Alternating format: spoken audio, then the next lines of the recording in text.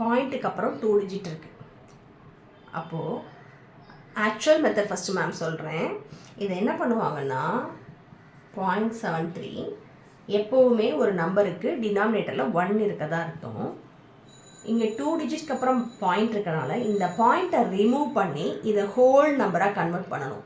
நல்லா லிசன் பண்ணுங்கள். இந்த பாயிண்ட்டை இந்த 2 டிஜிட்க்கு அப்புறம் உள்ள பாயிண்ட்டை ரிமூவ் பண்ணி இதை ஹோல் நம்பராக கன்சிடர் பண்ணணும்னா நம்ம அங்கே எத்தனை டிஜிட்க்கு அப்புறம் பாயிண்ட் இருக்கோ அத்தனை ஜீரோஸால் மல்டிப்ளை பண்ணணும்.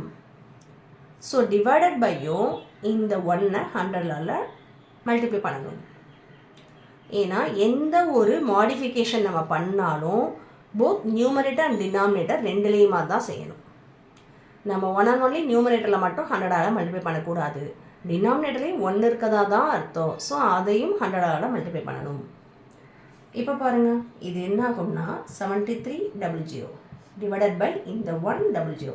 இங்கே உள்ள நம்பர் 2 ஜீரோஸ், இங்கே உள்ள நம்பர் 2 ஜீரோஸ் எழுதிட்டேன். இங்கே இப்போ இந்த மாதிரி எழுதுனதுக்கப்புறமா தான் இங்கே பார்க்கணும் 2 டிஜிட்டுக்கு ஃப்ரண்ட்டில் பாயிண்ட் இருக்குது. அப்போ லாஸ்ட்லேருந்து 2 டிஜிட்க்கு அப்புறம் பாயிண்ட் வைங்க. பாயிண்ட் வைக்கும் போது பாயிண்ட்டுக்கு அப்புறம் என்ன இருக்குது? 2மே ஜீரோஸாக இருக்கா? மேம் நிறைய தடவை சொல்லியிருக்கேன், பாயிண்ட்டுக்கு அடுத்து 0 இருந்துச்சுன்னா, 0 மட்டும் இருந்துச்சுன்னா அதுக்கு வேல்யூ கிடையாது, அதை ரிமூவ் பண்ணிடலாம். அப்போ நம்ம இதை எப்படி கன்சிடர் பண்ணலாம்? 73/100னே எழுதலாம். 73/100 என்ன சொல்லலாம்?